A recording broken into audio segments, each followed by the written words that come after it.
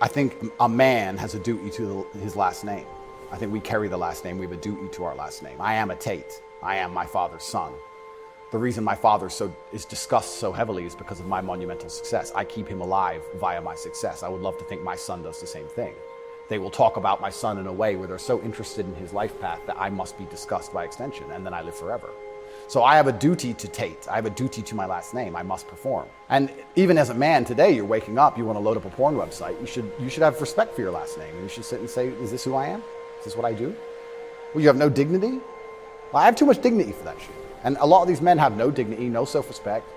And it's all an extension. It extends of why they're never going to be who they could be and also what they do to cope with that. And yeah, porn is a coping mechanism. If you have a porn addiction or you have a problem with porn, you have a problem with yourself, because I guarantee if you were the kind of man you're supposed to be, you would have no time for that and you wouldn't need it. I can confirm that's absolutely and utterly the case. Yeah. So the fact you even need porn shows there's a problem with you as a man, because if you were the kind of man you could be, and I genuinely believe that any man can become anything, then you'd have unlimited sexual options and you would have no interest in that.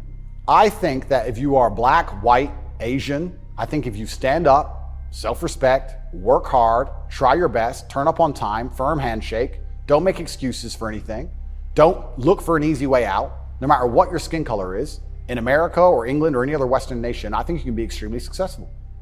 I don't think anything's stopping you. I was raised on welfare in Marsh Farm, which is the worst area of the worst town, Luton, with the highest crime rate. I went to a school with a 4% pass rate, single mother household effectively. So I started at the absolute lowest echelon of life, and I would like to consider myself somewhere near the top now. I've been through absolutely every stage. So when I say to men, you can become anything you want, and my answer to you is masculine excellence, there's no other answer. I can't tell you how to rig the game and cheat the game. So that's why I preach masculine excellence, because for many of the world's problems today, porn, sexual access, being respected by your peers, making sure that your wife's gonna stay with you after the children are born for a very long time, that's right, being happy, anything, it all comes down to who you are as a man. The only answer is masculine excellence. There's nothing you can do besides hard work, accept the trauma and pain and suffering, and work harder than everyone else around you worked.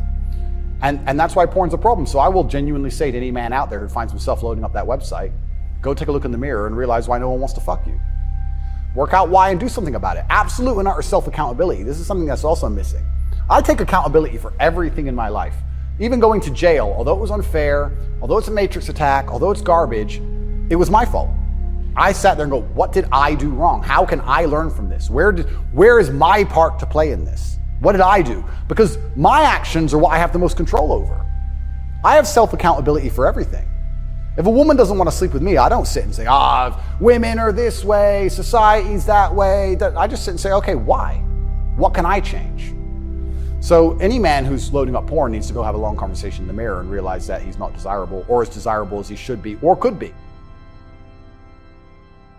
Women are a fantastic side effect to unlimited success. It's very difficult to do everything right all the time in all realms and be extremely successful in all the realms a man should be successful and then still end up lonely. I think that's almost impossible, I would argue. Yeah.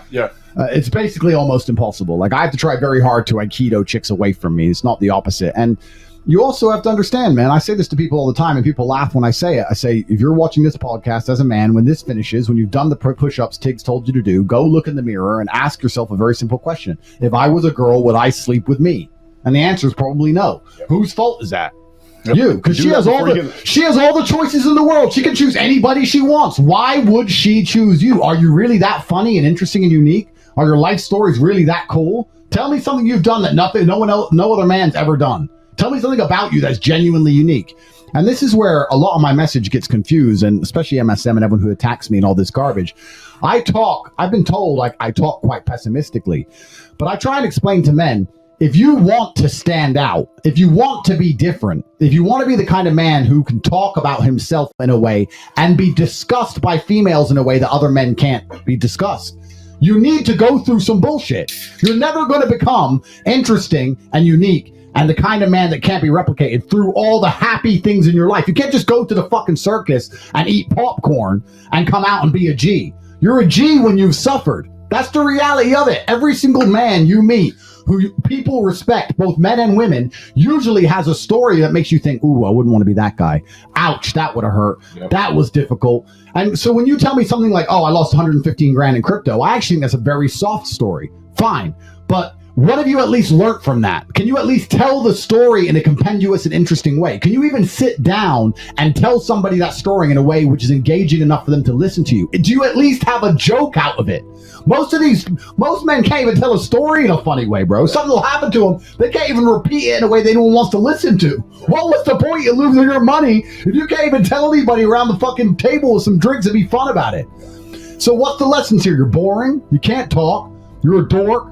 Those are the first 3 lessons you need to fix. Next is, why is that all the money you got? You're broke. How did it happen? You're stupid.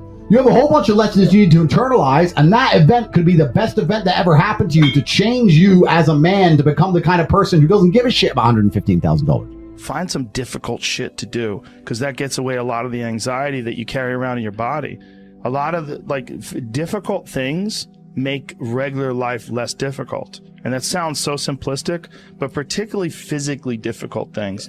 Because when you do things that are physically difficult, the strain of making yourself do those things, it's very valuable. It's not just valuable like exercise and fitness and martial arts and running and whatever you're doing that's really difficult. It's not just valuable in terms of like health and the way you look, but it's also valuable for your mind, maybe even more so. Because regular life can be confusing, and little things that go wrong and little problems that arise are exacerbated by the fact that you're not accustomed to dealing with hardship. So creating your own bullshit, whether it's through fucking some brutal kettlebell exercise or running up hills or something, is extremely valuable for you also, not just accepting the nuanced perspectives of other people, but also being able to navigate through this world with some sort of an understanding of just how complex it all is and how weird it all is. And not be overly thrown off by every little dip in the road and pothole that you encounter. That's the real message. The real message is we all started from nowhere. I mean, we all had bullshit jobs. We all felt like losers. But through time and effort, you build a stronger human. You build a stronger body. You build a stronger mind. You build accomplishments and will and momentum. And then you look back and you go, hey man, I'm not washing tables anymore. You know, I'm not washing dishes. I'm not cutting lawns. I'm not digging ditches. Yeah. You know, I'm a different person now, but I used to be. And these desire not to be there, but not to stay in there. That's what. That's the hardest part, right? Is to get out of that rut. When you ain't got shit and there's nothing going on, to have faith then is so difficult. To have faith when you're successful, it's like, yeah, listen, bitch, you've been successful for a while. Of course you got faith. Yeah, just keep doing what you're doing. That's easy. It's like you already got up the hill. Now you're just coasting.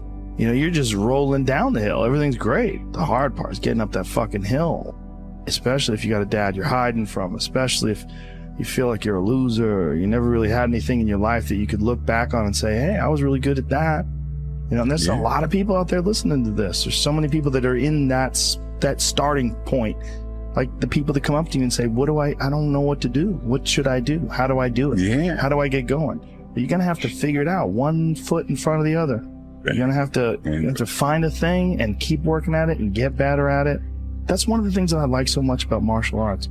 They let anybody in. And then from learning how to do that, you get better. And then you realize, damn, I can get better at anything. The desire to get better. Yeah, that's for everybody. Just find a thing. Everything. And if you find a thing, well, like particularly martial arts, because you get belts and ranks and then you can see how you're doing with opponents.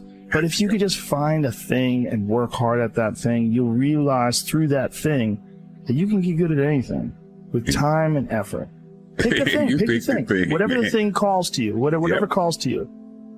The desire to change those circumstances, whatever they might be. As long as you have to have that desire, the will to change those circumstances. Yeah. That's your start right there. But if you have the will, the desire to change it, there's your starting point. You can do something that's difficult and you can overcome, even though it feels like you can't. You're going to have days where you suck, but those days are so motivational. I mean, that's the bright side of tragedy. So when you come through it, you really will have an appreciation for the moments without tragedy.